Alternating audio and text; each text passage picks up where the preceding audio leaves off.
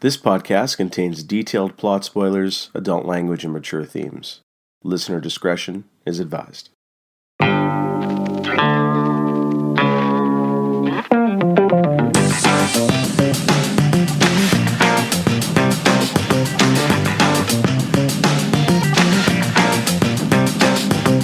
Welcome to a podcast of Rare Antiquities. Once again, we are here to review WandaVision. And this is the last episode, episode 9, the series finale, which I believe it is called. So I guess that most likely answers the question that this miniseries, there's not going to be a season 2. I don't think many people out there anticipated there would be, but I think this definitively answers that question.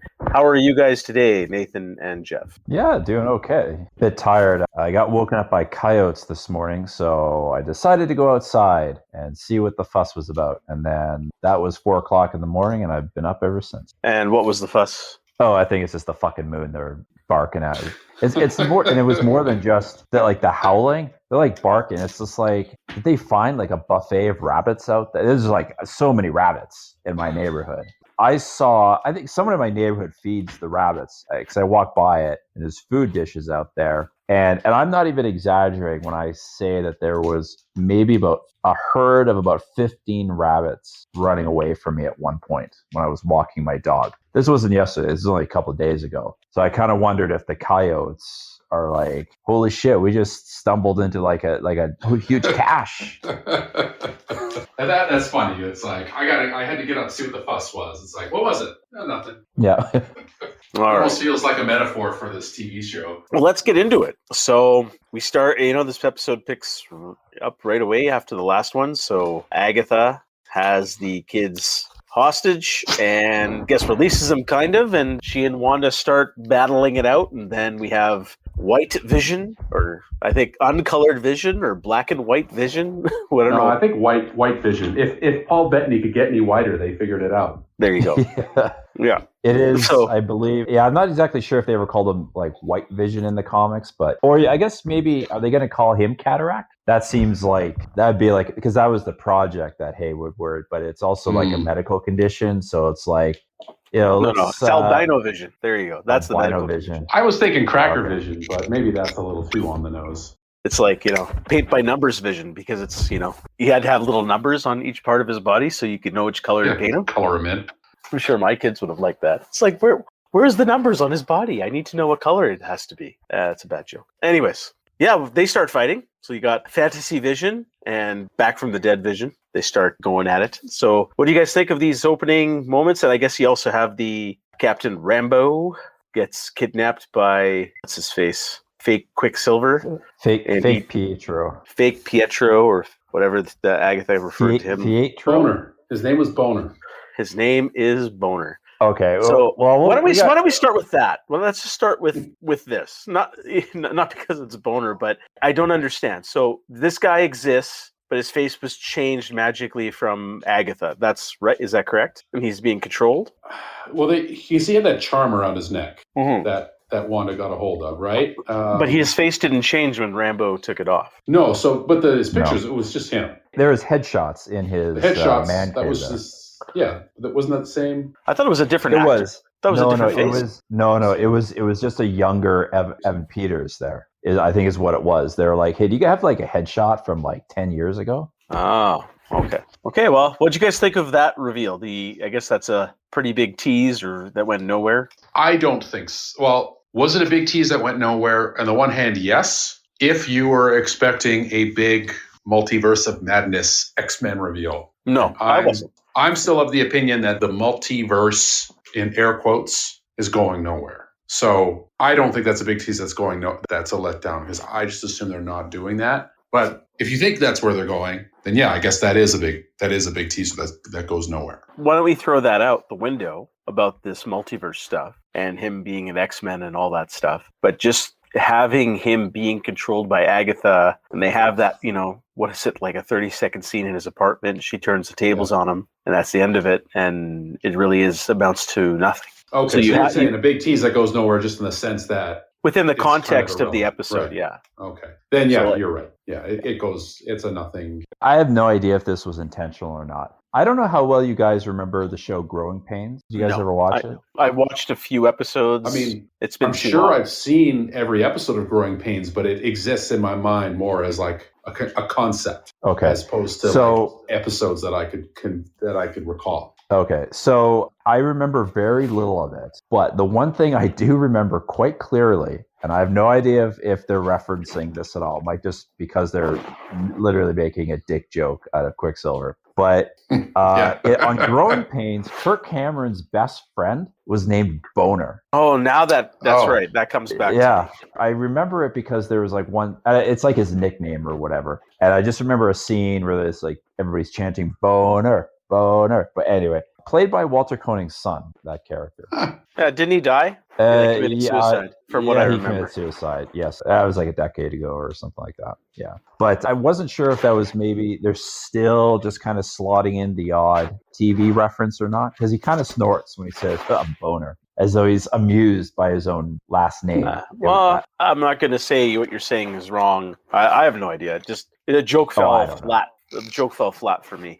Yeah. As far as this being like a big tease that went nowhere, I don't know if I want to get into like a big thing about it, but I kind of feel like it was not necessary in any way. Because if you're just a casual fan, you may not know who that is. But if you're a big Marvel fan, now I never thought that this was going to be a gateway to the X-Men or anything like that. I don't think that's too much to put on the show. But the fact that he was there would have been like some kind of at least nod to it. And the fact that it's not, I think there's a level of trolling fans and toying with fans that's acceptable, like what Paul Bettany did, saying he was about to work with an actor he'd always wanted to work with his whole life. That's a well-executed troll, and I applaud him for it. But this feels like it was a step too far because it's almost glib in a way. Jeff, I know what you're saying. I think the whole multiverse thing, I mean, I think there's a lot of expectations around it. I don't think that I don't know what their intention is, but if it was just a basic casting, and it's like, whoa, that's a crazy casting. But you can't but that's for hardcore fans. Yeah. And hardcore fans know this show leads into a show with multiverse in the name. The name dropped Nexus. You got all the weird casting stuff coming up with Spider-Man, and Marvel Studios has said that this show and the next Spider-Man and Doctor Strange are kind of like a little weird mini trilogy. So it's sort of weird that they would pull this on people. It was weird. I don't really care because X-Men are not really my favorite Marvel characters, so it's not like I had a huge disappointment like, oh, we don't get an X-Men reveal. I kind of don't give a shit about the X-Men all that much. But I felt it was odd that they kind of pulled this stunt casting that went nowhere. Right, it was stunt casting, wasn't it? It was. Who's like ruffling paper in front of their microphone?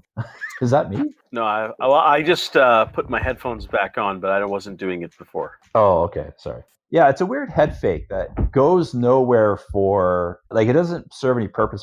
Casual fans, it's like, okay, it was sort of a recast, but then the hardcore, or even I'm not even a hardcore fan, and I'm like, oh, I know who that is. I think I'm reading into this, but I don't know. It was an odd choice, and I think that there's going to be some pissed off fans. Right, I don't think you can toy with them that way. Okay, well, there's not a lot of different set pieces to this episode, so why don't we wrap up a little bit without going into any of the after credits stuff, just Monica's. Okay, actually, forget that. Let's move on with the main fight here. So we got really Agatha and Wanda battling it out, and Agatha wants to absorb Wanda's powers, and I guess as Wanda's hurling energy balls at her or whatever, she's absorbing it and taking it, and you see some impacts to Wanda's body. Her hands are starting to burn or wilt a little bit. And at the same time, we got Vision versus Vision, and they come to kind of consensus on, hey,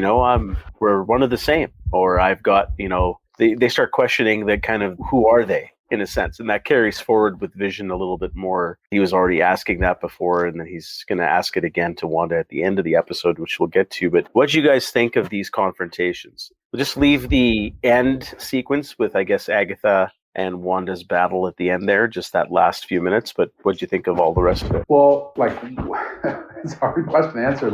How did it look? I thought it looked fine. It looked okay.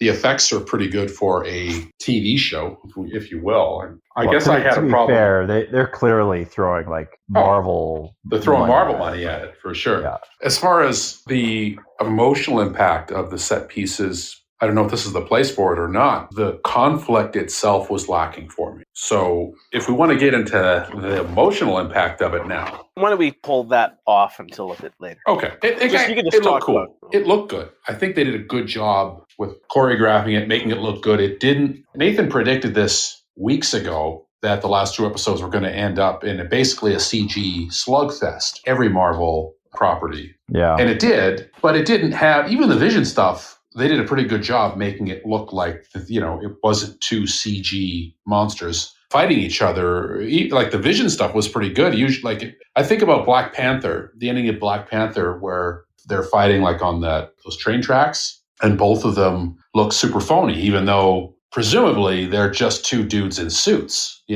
And Vision versus Vision, like that should look poor, but I think they did a good job because they didn't have tight shots where they actually had him in the costume and the makeup. I think it looked pretty good. I think it worked. Like as a comparison to Black Panther, I think there's a couple of things. One, the Black Panther stuff is a lot like darker lighting because they're in the cave and stuff and their suits are glowing. But also, as you said, those are presumably 2 guys in suits. And so when you see Vision versus Vision, because of their artificial nature, it just sort of, because you can sort of accept that they'll move faster and he's, so it kind of works a little bit better on that level. But I also did appreciate that they didn't draw it out so much that we've got, because that actually the fighting actually takes up a lot of this episode between Vision and Wanda and Agatha, because there's not like a ton of, I watched it a second time, like, whoa, it just blew through this whole episode really quickly. And I realized I just been watching a big fight for a long time. But the Vision versus Vision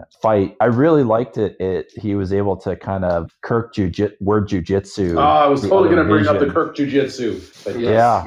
Yeah. I think that was the best part of the episode for me. But I mean, I'll just quickly drop in my 2 cents. Like, while the effects aren't, they're not Marvel level and it's a TV show and Marvel still threw money at it, I felt it still looked a little smooth and plasticky. It reminded me of sequences in other superhero movies that the FX just don't look sharp when you have 2 CGI creations fighting against each other. It looked good, but it wasn't great. That's where I'll leave it at that. But yeah. You go ahead, Nate. I don't think there's that much to say about it. I mean, the little philosophical debate that they have, I mean, it's interesting, but they do draw it out. I kind of like that it's also one that, like Paul Bettany playing against himself, I felt pretty well, given what the scene was. I found White Vision kind of menacing, because he doesn't have any emotions the way, well, I was going to say real Vision, but false Vision. So I liked it. I also kind of like that because that also kind of feels in line with Vision, where he's not an inherently violent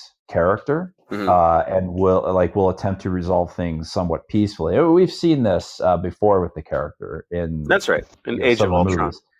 Yeah, Age of Ultron, Civil War to a certain extent. Yeah, Civil War as well. Yeah, yeah, and so it felt like a natural resolution of him fighting against himself. That it just kind of ends and one of them leaves. They talked it out, they did, and logic prevailed in that question. And I think at the end also he touched that. What is that blue? Is someone snapping their fingers consistently? Oh, sorry, that's me, like with my pen. Sorry. We're having some sound issues, guys, today. Like, who's fidgeting right now?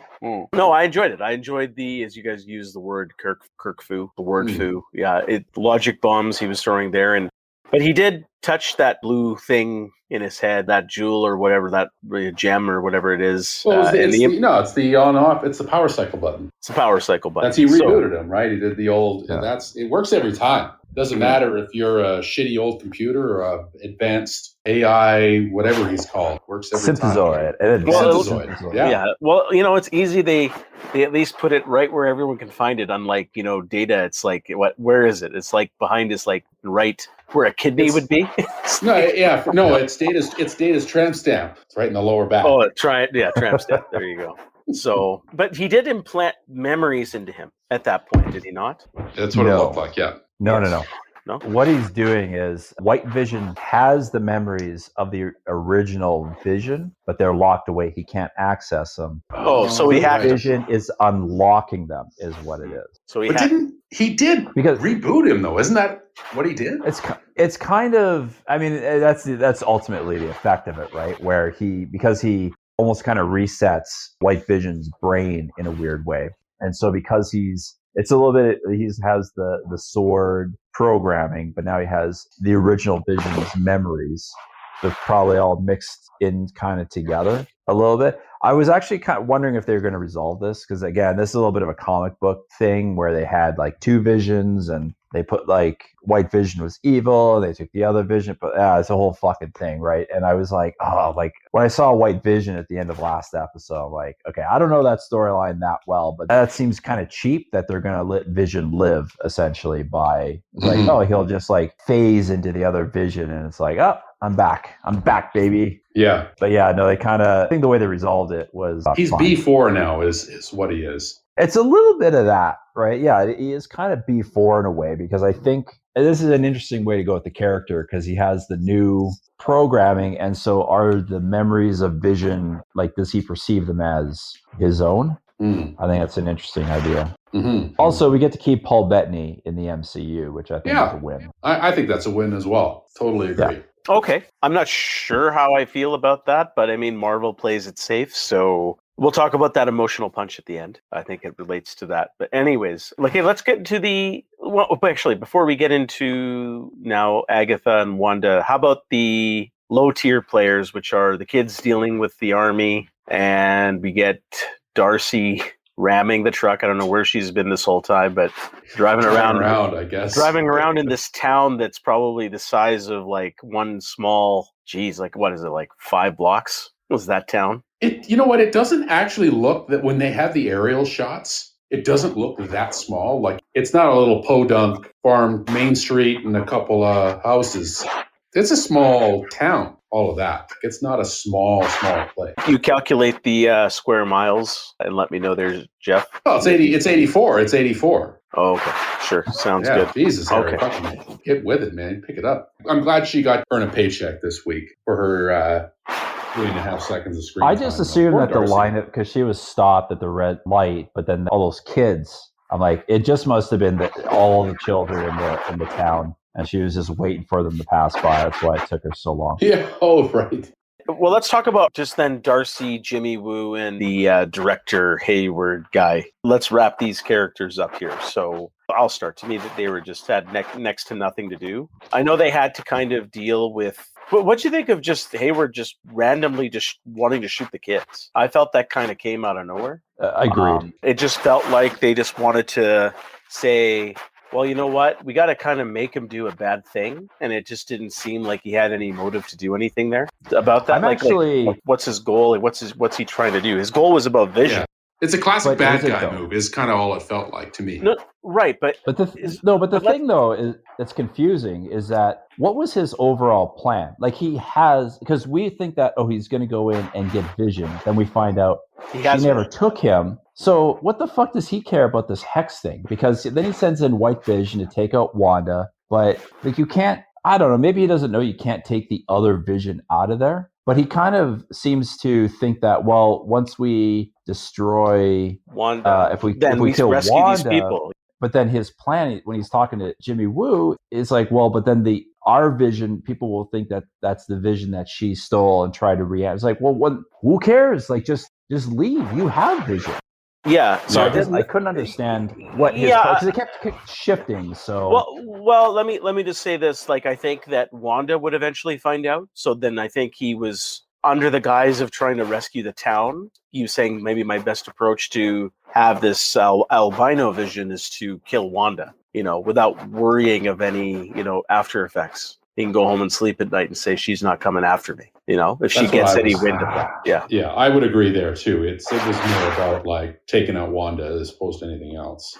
Yeah, but at the same time, but he didn't. But she here, left, no, and they never. But he never went after her. Let's just even focus on that. He's got a sinister motive about White Vision, albino Vision. But at the same time, his task, even though that's not his true goal, but it still exists, is to free this town for under Wanda's grasp. That's right. Is it not? So wasn't he justified at shooting Wanda? Well, he but would the have been weird thing, justified at shooting at Wanda, except he shot at her yeah. kids. That's right. So this was the weird thing. This felt like they just kind of made something out of place. Like he just became this monster of a person out of nothing. Well, that's why I said it's just a classic bad guy move. It's just a thing that bad guys do. Like there's nothing past that. I'm not just it's weak on the part of the show. Is that yes? How they've handled this character is weak. Yes. Yeah, I think he has fewer dimensions than the Jeff Bridges villain in Iron Man. Well, I enjoyed Jeff Bridges in Iron Man. I'm surprised I did too. You don't. Oh, okay. No, I did too, but he was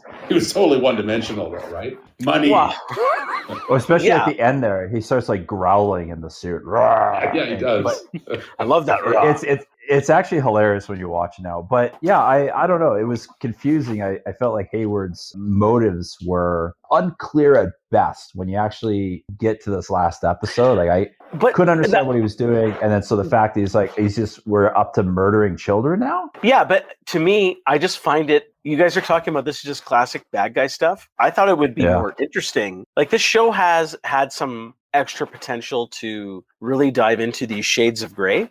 And we'll get into Wanda in a second here. But because I've been talking about this kind of shade of gray with Wanda and how uncertain I'm feeling about this, about her portrayal on this series. But the same thing could have been done here with this Hayward guy. He is just a military grunt whose goal is to utilize this other vision as a weapon, but he still has to rescue this town. So he has two goals here. His confrontation could have just simply been with Wanda. Why have them just shoot the kids? It's just, as I said, it just felt completely out of left field. But I agree with you, Jeff. It's for the purpose of making the audience feel like, oh, he's the bad guy. He got what he deserved and everything like that. I thought it would have been more interesting, especially after the last episode where it's like, okay, Wanda, I see you came to my office. I'll show you what's really going on. And this is what we're doing. And you know what I mean? And when they showed that scene, he was empathetic there. That's right. Because he's like, here, come on in. Yeah. See it. And he's like, everybody stand down. You got to see this for yourself.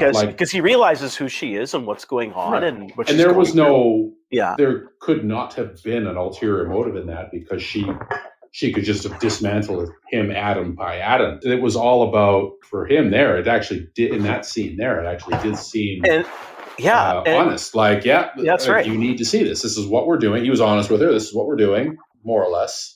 No, but he was right. I can't let you just. Yeah, he's not alive. I can't. $3 billion worth of vibranium. Yeah, that's right. It says he's dead. I can't let you just take it just to bury him in somewhere, right, or something like that. We got to use this for the betterment of the country. So, anyways, but I thought that would have led into a more interesting conclusion. Is where I'm going with this character. Even though I didn't expect it to be, I just felt it was a missed opportunity because they just put him as a paint by numbers guy. We're never going to hear, even though we wouldn't have seen this character again in any other iteration. I just felt they dropped the ball with this aspect of the character especially because he was so empathetic in the previous episode. So I thought, I don't know, that's just me. I was disappointed. How about then Jimmy Woo and Darcy? Let's wrap those guys up. I was happy with Jimmy Woo actually, and how easily he escaped from the handcuffs. I like that, like flourish. Then he's like, hey, I love that line. That was great. Well, I don't know if I could say he was underserved because he's just kind of a minor character anyway. He had a couple good moments. He didn't really have an arc. I was happy to see him, and he provided some levity, so I was okay with that. As far as Darcy goes, that's kind of a waste of a character that I didn't give a shit about in the first place, so I guess I have a hard time going one way or another. She has good comedic timing, but why? I don't know why they bothered to put her in the show. It's actually a bit of a production problem with the last episode because the show did shut down because of COVID, and I think specifically her, that when they wanted to shoot her scenes for this episode, they couldn't. And they're like, well, we can't just have her out at the traffic stop and that's the last time you see her in the show. So I think that they kind of did this. And okay, well, she showed up and then she's gone again, sort of thing. So I think that's I think it was just an unfortunate reality they had to deal with when they were shooting it. But yeah, because there's no resolution to the character. Not that a character at this level needs a huge arc, but kind of a waste to bring, because they did have a lot to do earlier on in the show. And then by the end, they're just kind of gone, unfortunately. Yeah, when you have too many you don't have enough time and you have too many characters, it just becomes problematic to balance everything, right? It's too bad, but I think we were all excited once she got absorbed into the hex, as we call it, because, with the sitcom format and with her, what is it, Kat Dennings, right? So she has some comedic chops, it would have been she would have been utilized a bit more. But if Nathan, what you're saying is true, if they got fucked by COVID, then I guess we can't blame them if that's true, but still missed opportunity either way. So why don't we go into Agatha and Wanda and how that resolves their battle, all that jazz. What do you guys think? Looks fun. There was actually a couple of neat things I kind of like. There was one point Wanda flies up to quickly talk about the battle stuff, then we can talk about her interactions, I think, with the townsfolk, because that's a little bit before their big battle. When Wanda flies up in the air and she kind of disappears, she kind of does like a little bewitched thing. That's right. Yeah. It was kind of fun. And the other thing that I noted was I felt like it was a bit of an Age of Ultron callback, because the way she sneaks up on Agatha. Yeah. That was something that's true. Yeah. And they kind of like moved away. I guess maybe like she never really used her powers and like to the full extent while she was in the Avengers. Not a lot of opportunities to take over people's minds, I guess. But like the fact that it was sort of like a weird super speed and then the little fingers on the temple kind of thing. I thought that was a neat visual callback. The overall battle, I mean, it's just very Marvel-y, Yeah, like very, very. Just the battle stuff. But I thought some of the more interesting stuff was like with the townsfolk. Let's talk about the townsfolk after. Let's just wrap up the battle. So I agree. I think it was the one unfortunate thing here is I felt that Catherine Hahn's. I was a bit disappointed in Catherine Hahn's performance here. I didn't need her hamming it up, but I just felt it was a bit laid back as the bad guy. I don't know if that's a good thing or not. Was it refreshing or not? I just felt I needed something more here out of her as the villain.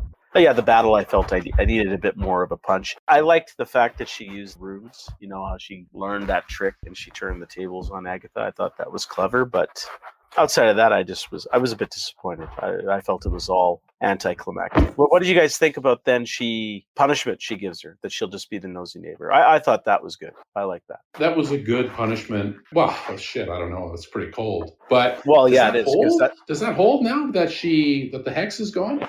But she still has her powers as a Scarlet Witch, right? Regardless. Yeah. Wherever she goes, she's going to be able to do what she does with people. Like in even Age of Ultron, you just talked about how she snuck up behind people. She did that in that movie too. Right. Makes but it didn't last forever. But now she's, more powerful, you could say.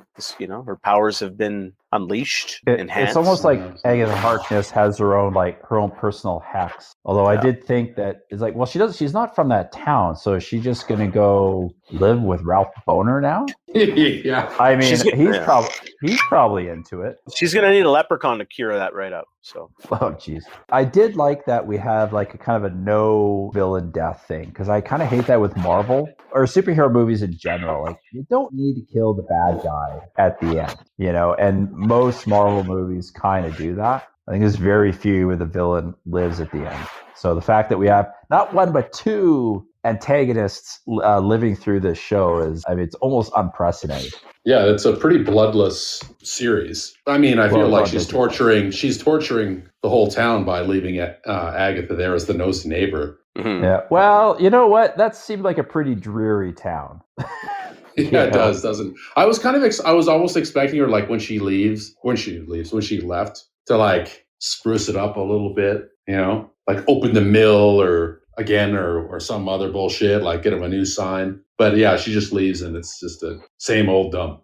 Any other comments on the battle there, Jeff? Then let's talk about the townsfolk. The battle was okay. Like I say, I think there were some decent visuals there, but it's basically two witches shooting magic lasers at each other, and there's just not much there. I think there was no stakes there either. It just didn't feel like there's a lot of stakes to play here. So we can talk about the stakes. I don't know if you want to talk about the overall stakes now or later. Let's leave it for later. Why don't you roll? Later, yeah, okay. If you have no other comments on the battle, why don't you roll into? I do have just one last comment on the battle. So when Wanda does her her mind trick on Agatha there at the Age of Ultron thing, and they go back to when she's tied to the stake there. Like, where are they? And what is it? Like, I guess I didn't understand how it was that, like, it's Wanda's illusion, I thought. So how is it that they can take her and, like, physically accost Wanda?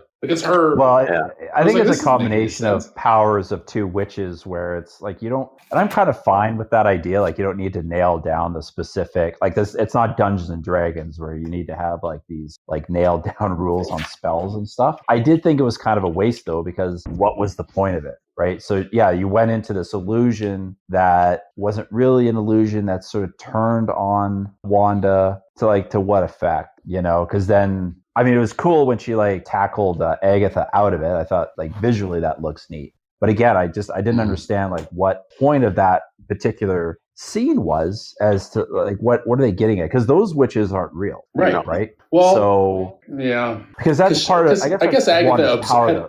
It's an illusion, but it's also created out of Agatha's mind, right? If we're kind of basing it on like how I mean, I don't really know how her powers work. Obviously, well, they're fake. Like based on like Age of Ultron, she just did something to Tony Stark, and he sort of saw something that he didn't want to see. So I guess in this aspect, it's something that Agatha doesn't want to see, but the whole thing turns on her. And I just think that's because you're adding another witch to the equation, and that's why it's a little hazy as to what it is. But I just didn't understand what was the point then? Yeah, not the point of why Wanda. Like I understand like from a tactical perspective why she would do it, but like why'd the writers write this scene? Like would it?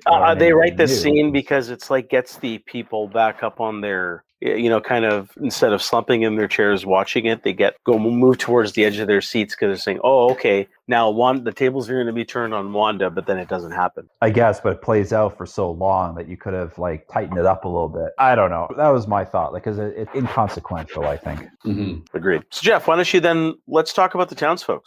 So there's two moments here. One where it's in the middle of the battle and she loses a bit of that control over the hex, and the townsfolk around her snap out of it, and even one guy starts angrily coming towards her. She's starting to get crowded, and no one strikes her or does anything. They just start yelling at her and telling, like you get the girl from the 70s show, the lady says, "Just kill us if you're just going to torture us in this fashion," and all of these things. And the interesting here is Wanda saying, no, don't worry about it. I know she's in the middle of a battle, but it's kind of still saying, no, you'll be fine. Don't worry about it. I'm not really going to release you. And then finally she does. And the funny thing is, it's Agatha that tells her what she's doing is wrong. And then she opens up the hex and says, okay, go. Right. Mm-hmm. Then you have the other moment at the end where they're all like, this whole hex is gone. She's leaving the town, and then all the people are just giving her the stink eye, right? Oh, there's a major stink eye going on there. Yeah. Well, there is, but yeah, I want to talk about this. I mean, she flies away. She's not arrested. There's no authority or military or local justice force pursuing her, saying she has to be locked away, but she is a criminal for what she has done. The show has been, we've asked the question since the beginning, is this all under her control? Does she know what's going on? And the answer is definitively yes. And she doesn't care. Even though she let them go at the end, even in this episode, she was willing to just keep the fantasy going, even though she knows they're being tortured, right? So what does that say about Wanda? And the question I would have then is she a villain? Because then the answer would be most likely a yes. And if she isn't, I doubt there will be a consequence to this for any of her actions. She'll just end up in a movie joining the Avengers again, or she'll end up as a villain. There's no there's not going to be any. There's not going to be a single consequence. So then what's your comment on that? For me, this is a problem. Because what does that say? What does that say about, we talked about other movies, right? So about consequence. None of them. There's superheroes. Yeah, none of them have ever, who's the... I'll try to find a sentence here. I'll find a sentence here. They had a whole movie about consequences, and everyone still walked away halfway through. Yeah, exactly. Exactly. That whole thing got dropped. I think though that we're kind of missing a key element here when we talk about what she's been doing. Yes, she's been doing it, but there's also a question of intent, because she was under the impression she did not know what they were going through, because she is basically saying, no, you're safe here. You're content. And no, said that. we're not. She said that no. here, but Vision was telling her before, like 3 episodes ago, that they're being tortured. And she just she didn't believe care. him. No, I don't know that she didn't I care. don't think that hang on. I don't think that she didn't care. I think that she didn't think that that was true. But then even when Monica challenges her 2 episodes ago, she goes, maybe I am the villain. When she exits the Hex and confronts the Sword, they're telling her what's going on. You're talking about, well, can she recognize their pain? I don't give a fuck if she can feel the pain. She should recognize as just a sentient being that she has this population under her control. They have no free will.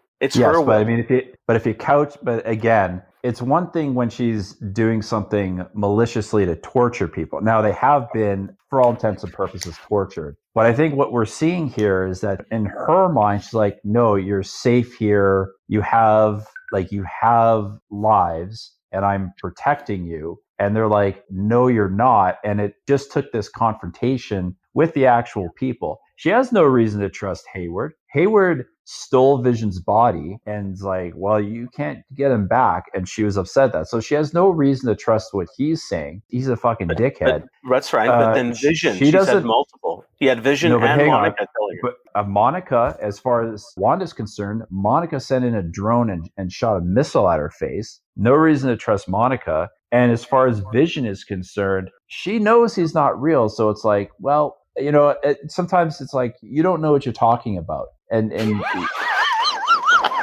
okay, sounds good. I don't know. I'm surprised. I'm surprised you guys read it that way.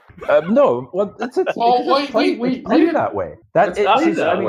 She's playing it that way. Like, there's all you can do is read what's on the screen, and she is telling those people in this moment that, like, no, you're not. But it actually took them to say, like, we're in pain, we'd rather die. When you make us go to sleep, we see your nightmares, all these horrible things that, and sometimes, like, that's just kind of how people process the world, like, especially with terrible stuff. It's like, and this whole show is about grief and her inability to process it. And so was incapable of processing these things. So she was not, like, intentionally doing this to these people. I'm not saying what she was doing was right, but intent goes a long way. And so saying that she's a villain, like, this would be an experiment if it was a villain, right? But she's going through a thing, and she didn't really think that she was hurting anyone. It's like, yeah, okay, she's taken away their free will, but it's not like she's forcing them to do anything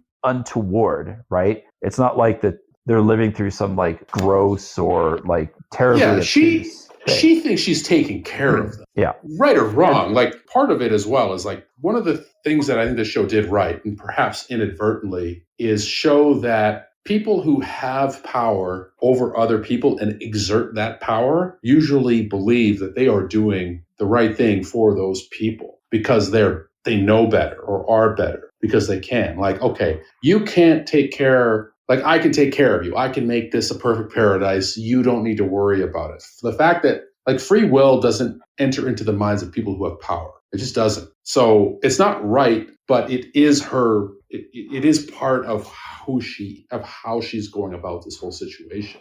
It doesn't make her good. It does make her akin to a villain, because that's what all of the bad guys always think, is that they're doing the right thing. They have the power to do that. They exercise their will. And they play her in a different light because obviously she's meant to be sympathetic. But we aren't meant to see her in this show as the good guy. We are meant to see her as, like, she's not the good guy, nor is she the bad guy. She's experiencing so much grief. And when somebody who experiences grief and has unlimited power, this is very conceivably what may happen. From that context, Jeff, yes, this is what may happen. But I disagree with you guys wholeheartedly in the fact that she does not recognize what's going on and determining right from wrong so she can get through or handle her grief.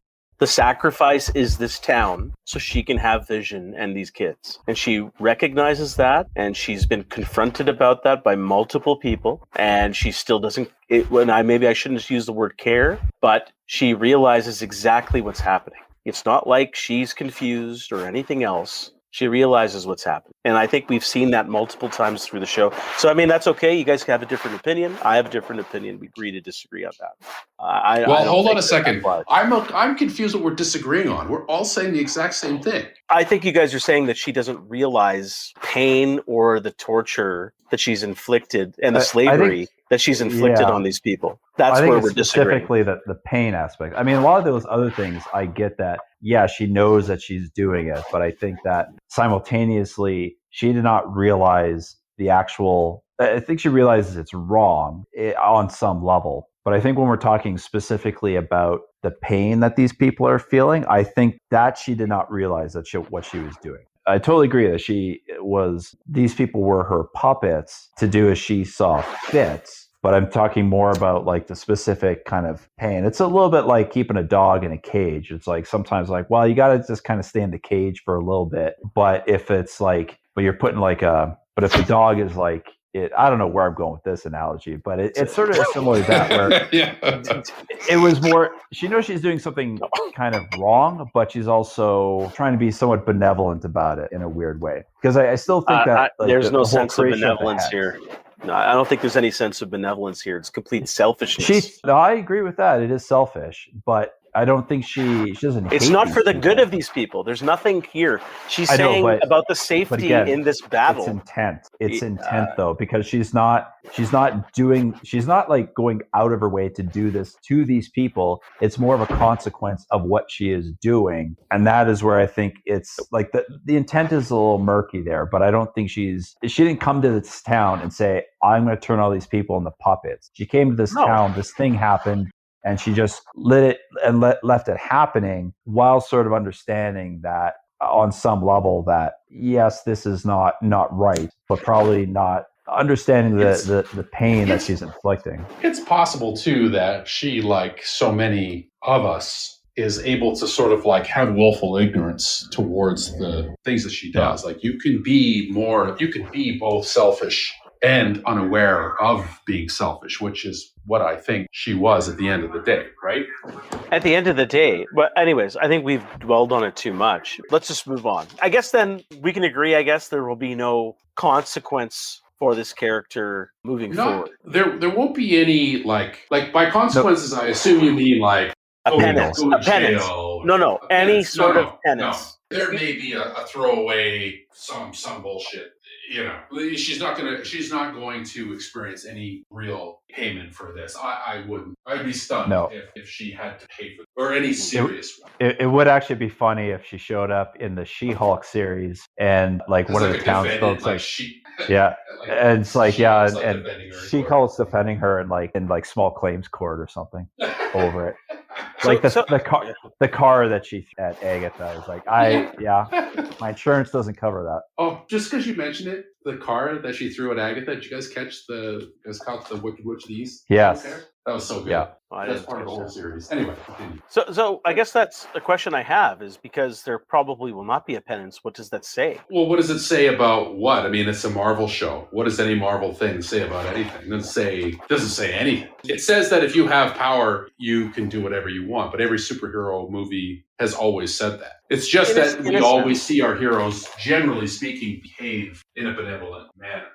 On the surface. Anyway, plenty of superheroes have done things that were not okay, and they've never paid the price, ever. So is that a missed opportunity here? Yeah. You want to talk about missed opportunities? I give you WandaVision. Okay. Well, I know where your biggest bone is. I can take a guess, which I'll guess. You definitely know where my biggest bone is. Jesus. What happened there? I'm not going to touch that one, Jeff. I hope not. I love you, buddy, but not that much. Touché. But okay, I got to get back on track here. Where's that whiskey? So as far as consequences, Harry, I mean, I think that's maybe too much to expect from Marvel. All right, they've crashed cities, like they floated cities, crashed them. Spider-Man crashed a plane onto a beach. Like untold millions have died at the hands of the Avengers, and billions, if not trillions, of dollars in damage. Yeah. Mm. And so I think part of the problem is that the view of like, this is not like a comic book thing, but I think specifically when you talk about comic book superhero movies and the Marvel movies in general, they kind of have like this fascist military view of the might makes right. And that's just kind of it. And so you're either on board or you're not, because there's never going to be like a true consequence. No one's going to go to prison over this sort of stuff. Well, No one's going to have like they just have to move on to the next thing, and that's just the product that they're giving us. They had a whole movie where they started to talk about it, and then they were just like, "Yeah, but fuck it, we got to have a fight." Yeah. But also, that's not even what this show's about. I feel like the creators of the show said, we want to make this weird-ass experimental show about grief. The fact that we're even kind of talking about consequences, I mean, I don't even think it ever really entered the mind of the creators, because it's like, that's not the story we're telling. So to kind of inject that in there, I'm not sure. Nathan, couldn't they have done both? I don't need to explore anything now about the consequence too much. But, couldn't she accept that responsibility in a big girl way and say, you know what, I've got to pay for what I've done here? I suppose, but again, I'm not sure. I'm just not sure that it was ever kind of the point. No, it wasn't the point. But I think that when we get to missed opportunities, that's my missed opportunity. I see. That'll be my biggest. I think I agree with you partly in that I do think that the sort of the last scene between Wanda and Monica was a big crock of shit, because she apologized to Monica while the whole town is right there. I know she said, well, nothing I will say would, like, you could still apologize to them at the very least. That's like literally. Yeah. You would think she would have just done just turned around and just said, after talking to Monica, she turns around and has an honest little couple minutes with the town. Yeah, like I kind of feel like I'm sorry. Yeah. Yes. Didn't even get that. Just say sorry and then you fly away. But the fact that she said sorry to Monica, I don't really feel like she had that much to apologize to. Well, Monica I think she threw her through a couple walls or something, right? So even though she protected her, but yeah. You know what? Hang on, Monica got superpowers out of the whole ordeal. No. So I would say that she didn't know that would happen. Rate, but she didn't know that would. On an exchange rate, I think it's fine. It's fine. Okay. But I did think that was kind of bullshit the way it ended like that. So, but it's very marvelly. Like it actually reminded me a lot at the end of Civil War. In fact, even the music was very similar.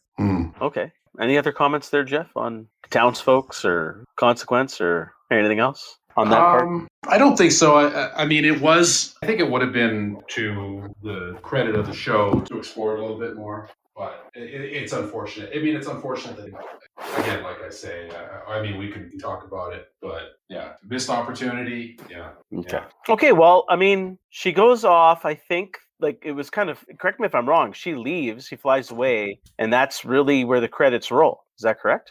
That's correct. And like quick end of credits is the two quick little, there's a mid-credits and end-credit scene. So we get you want to talk about those? So the Monica and then the Wanda shot in the cabin at the end there. So Nathan, what do you think?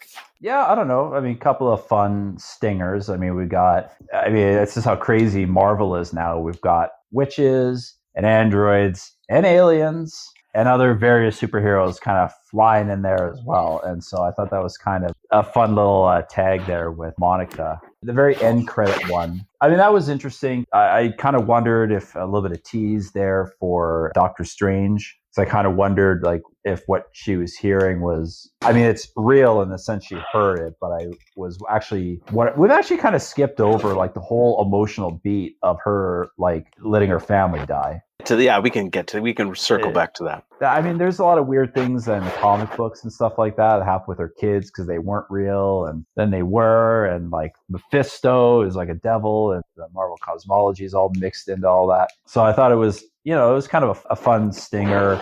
Had a bit, definitely like a Doctor Strange vibe, because if you guys remember that movie, he was also studying by astral projection. Was he her studying there in the cabin, but like, did he study and then like drink tea at the same time in another? No, I believe he was asleep while he did that, but I just sort of assumed that So she's like chilling and also doing the other thing. And studying. Yeah, a little bit of a Dr. Manhattan thing kind of going on there a little bit. Yes. They drop a bunch of Marvel stuff earlier about how Scarlet Witch is more powerful than the Sorcerer Supreme, and you got like the Darkhold book, and that's a whole big Marvel thing. It was weird because it reminded me of The Incredible Hulk, because that movie also ends in like a cabin out in British Columbia somewhere, like kind of like this. Maybe they're neighbors.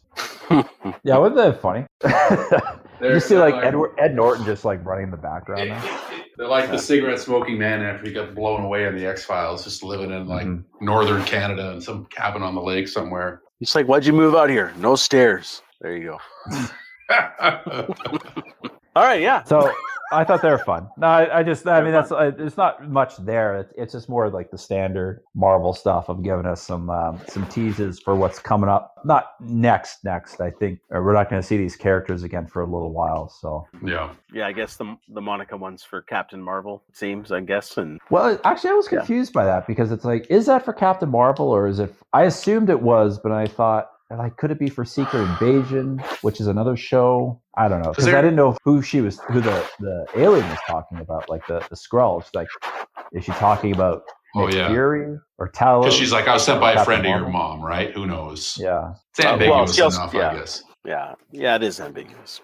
She looks like she'll head out to space or whatever. But yeah, I mean, I'm not crazy on these. You know, they don't really offer much. I've never been huge on the end credit sequences in any of the Marvel movies. So to begin with, so they're nice to see, but they don't really give you much, right? It's just blah. So I felt the same way here. So why don't we circle back to the goodbye scene? I just want to be clear. If you mean I also felt blah, I did not feel blah because I eat this shit up all the time. So I just want to be clear on that. I am diametrically opposed to Harry on the end credit. Philosophically. I always dig the end credit sequences. They sometimes fall flat, but goddamn if I'm not glued to my seat. I only like the shawarma scene. I can't recall another one that's like that one was so sweet. What actually that was the best one.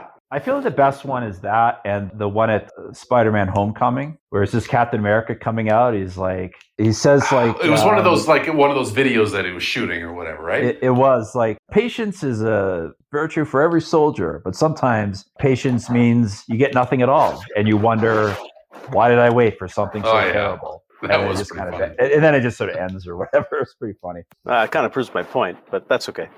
Well, no, but it's a troll though. If it's a good joke, then it's fine. Joke.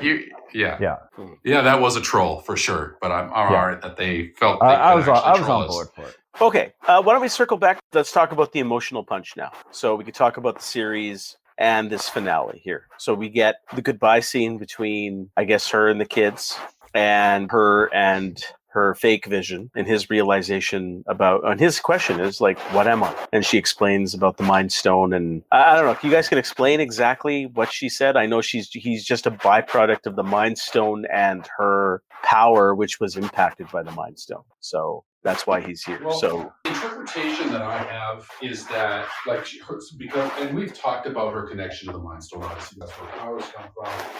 So I guess it's conceivable that she never lost her connection to the Mind Stone. It was always a part of her, and she was a part of it. So as it effectively became Vision, it was the part that animated Vision, gave him whatever, life, soul, mind, whatever you want to call it. But because she was always connected to that, like she was always connected to Vision, so she kind of like held the soul. She was like, for Harry Potter fans out there, she's like Vision's Horcrux. So she always contained all of his soul, even though she only contained a part of it. So that was kind of and that's how I interpreted that. The vision that she created, her vision of Vision, which is Vision. Mm-hmm. For Catholics out there, you've got God and you've got Jesus, and like Jesus, but Jesus isn't a division of God. He is God because you can't divide God. So if you take a piece of God, it's also God in its entirety. That's how I think this is supposed to sort of kind of work. So she created this thing, and it is Vision.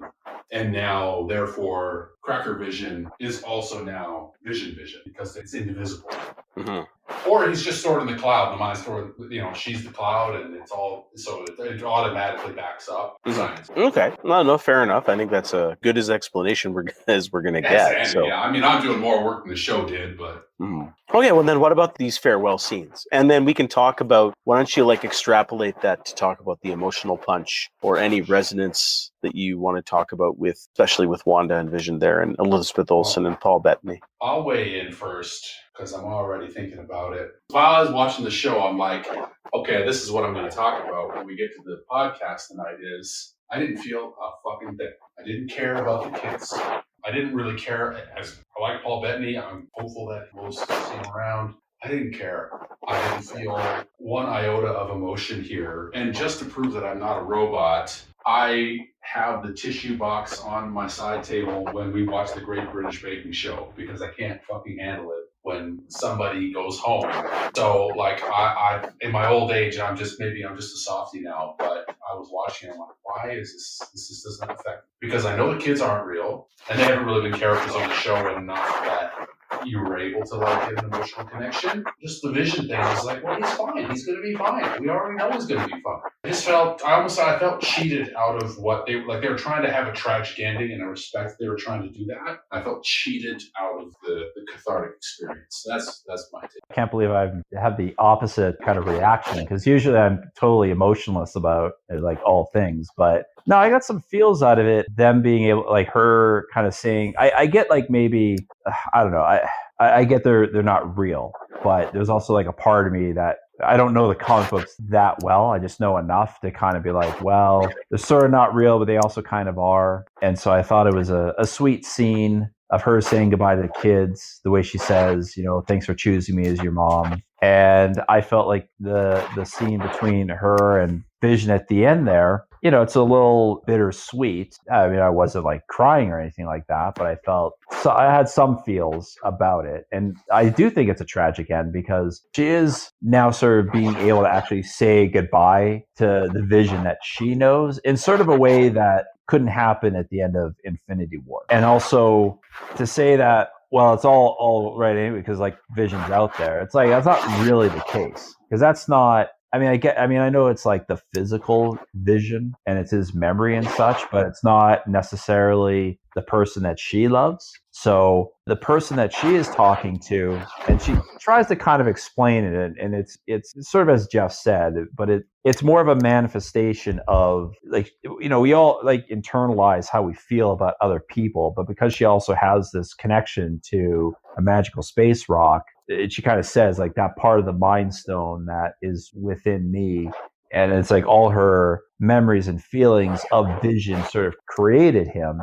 And so is he real? I mean, I guess maybe not exactly, maybe not strictly. And even he came to this realization, right? That he's well, I'm not real, but it doesn't necessarily mean that it lessens any emotions there, right? So to me, this was the natural conclusion to the show, and I'm kind of glad that it ended in this way versus the two Visions merging into one, and she's well, I get Vision back, right? So I in a lot of ways, I think it was nice to see her say goodbye to this one Vision because ultimately that other Vision is not the Vision she knows. And that, again, I'm mixing in some of what my comic book knowledge. Pretty sure she never got back with Vision. I think a long, long time. I think they go their separate ways after there's the White Vision thing. I agree with you partially there, Nathan and Jeff, kind of both of you guys. I'm kind of, not that I'm really in the middle. I disagree with a couple of your points. What I agree with you, Nathan, is the fact that I'm glad they just didn't have a merging and she gets what she wants. So,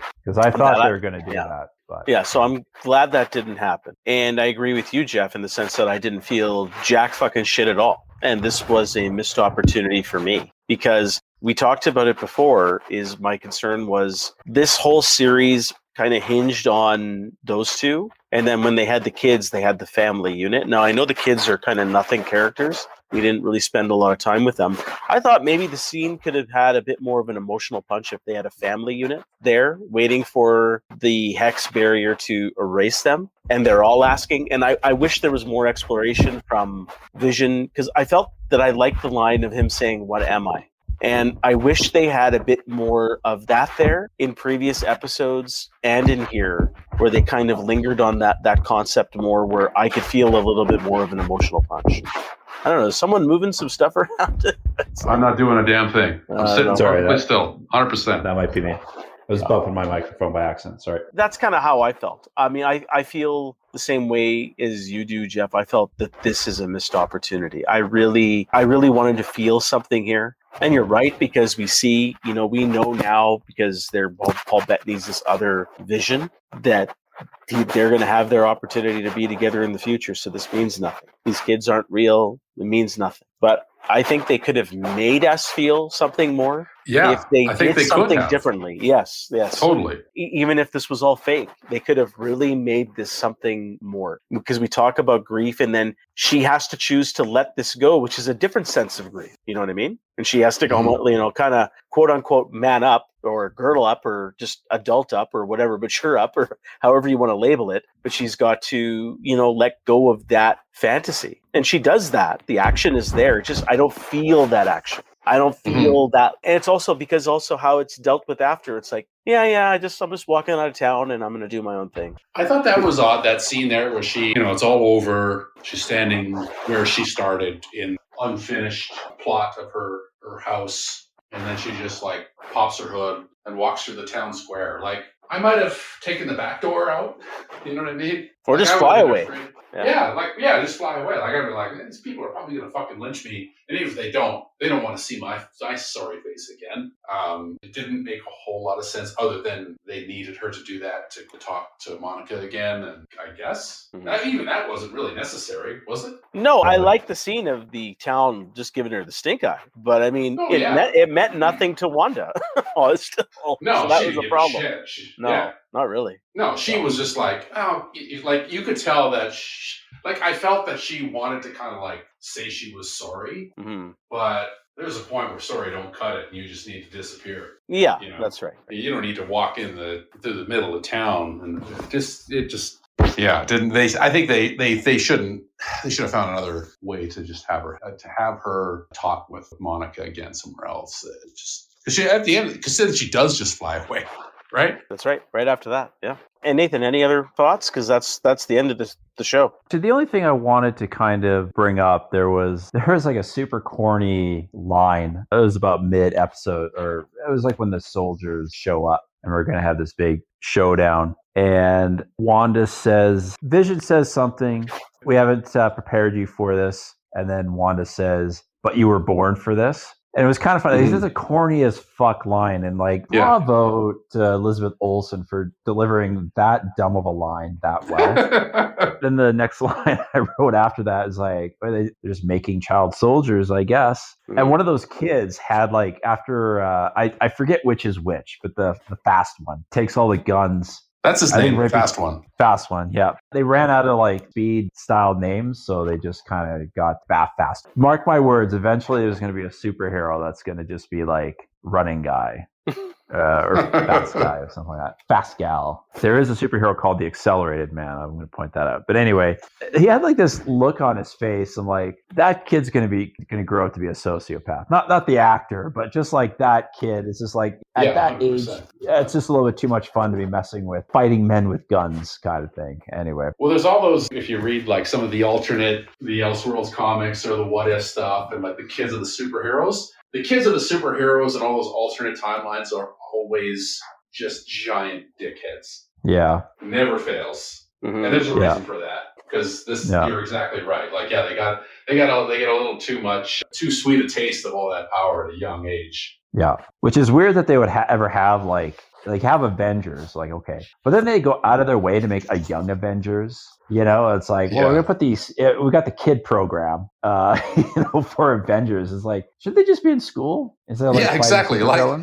Shouldn't you assholes be learning arithmetic and spelling? Yeah. Anyways, I guess that's the end of this miniseries, WandaVision. So why don't we just talk about this last episode? Why don't you guys grade it in the way we usually do? And then you can roll your thoughts into the whole series. And I guess the question I have for you, was this experiment a success for Marvel to put a show onto Disney Plus here and they went with a format, even though they didn't consistently stick with that format. Did it work? So I would say the last episode's about average for me. Like there's a handful of, I think this episode and the last episode, I think maybe the last 3 episodes are maybe not just like on an individual basis, maybe not my most favorite episodes, but they rank clearly just kind of average just on their own. Series overall, I really like it. I think I might just give it a quick binge watch before I got to dive into Falcon here. If it's a success for Disney, I think that's an unequivocal yes. They have dominated sort of the pop culture landscape, I think, these last couple of months. From my understanding, servers crash like at midnight on Friday for Disney Plus because so many people are trying to watch the show. Like overall, it's well rated. I would say most people are pretty high on the show, and I think it's given a couple of characters who don't get their due in the movies. For all its faults, I think it's given them a little bit more meat. I'm glad we're going to see more of these characters in one form or another in future movies. Jeff, I'll give you the last word, so I'll go next. So this is the second TV series or streaming series that we have covered on the podcast, the first one being Star Trek Picard. I enjoyed this miniseries far more than Star Trek Picard. I was not really having a lot of fun, even though I was still willing to watch the next episode just simply because it was Patrick Stewart as Picard. But in the end, I thought it was a fail on that series. I don't think this is a fail on this series. I felt the back half of this season for WandaVision was not strong, or at least not strong enough. There's still things to enjoy. I think the performances are very good.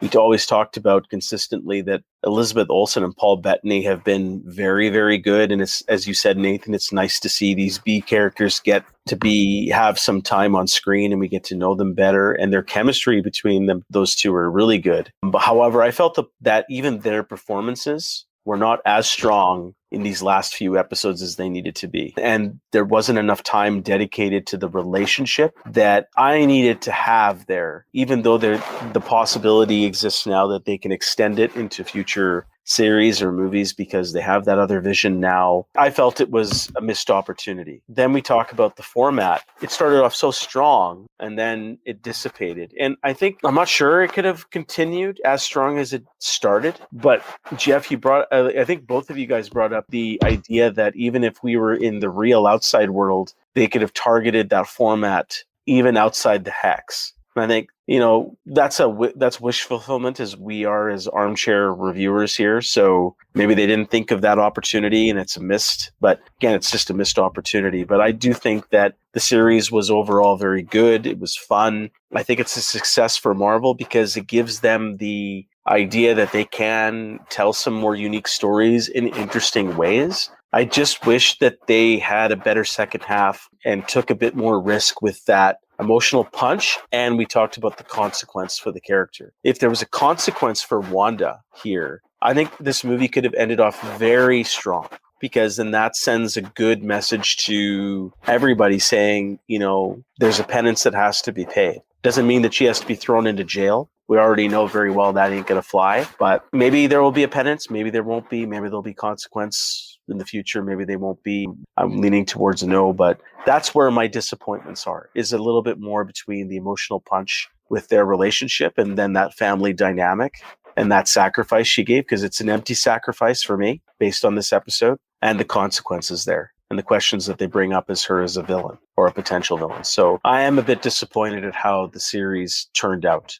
Overall, I still recommend it, but it's not as strong as I would hope for. I'd kind of give it a mid-tier recommend.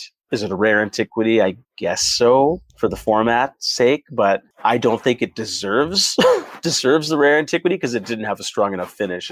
It's right on that borderline for me. So that's where I stand there. Jeff, over to you.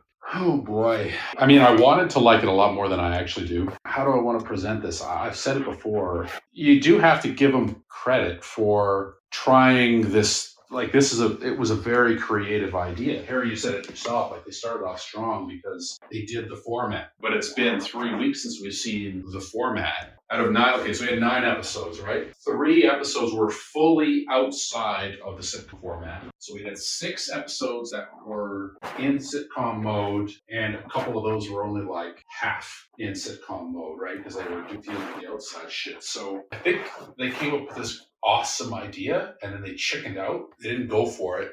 And I don't know if that was because they chickened out, like they were actually scared of going into it too much, or if just the nature of, who the producers are and what the MCU is just dictated their storytelling choices. I think I said it last time on our last episode. They just don't even know how to tell a Marvel story outside of the Marvel format. That's a real shame. I think every single episode should have been, start to finish, 100% sitcom.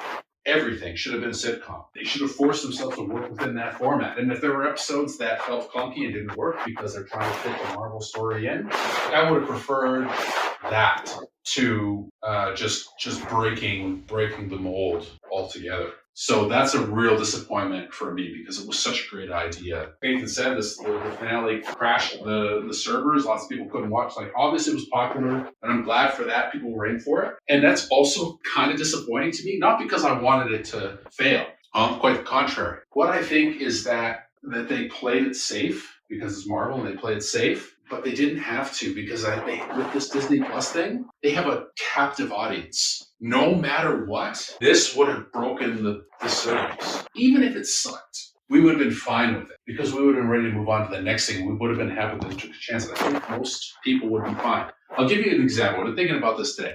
Let's take The Rise of Skywalker as an example, okay? Oh, boy. Yeah, I know. Hold on. With me. Yeah, buckle up, boys. The movie, so they played it safe in every respect, both in who they chose to make the movie, how they did the script, how they did the story, like a whole thing, they played it safe. And what happened? Like, I know the movie, it made a bunch of money because we all were going to go see Star Wars, but we all kind of hated it. And most of the critical response wasn't great. And so what did that do? Disney fucking rethought their whole Star Wars strategy after that movie. Because as a movie, you can't fail. When you're on like the streaming service, like if, let's say The Mandalorian sucked. Let's say The Mandalorian sucked balls. How many of us would have canceled our Disney Plus subscriptions?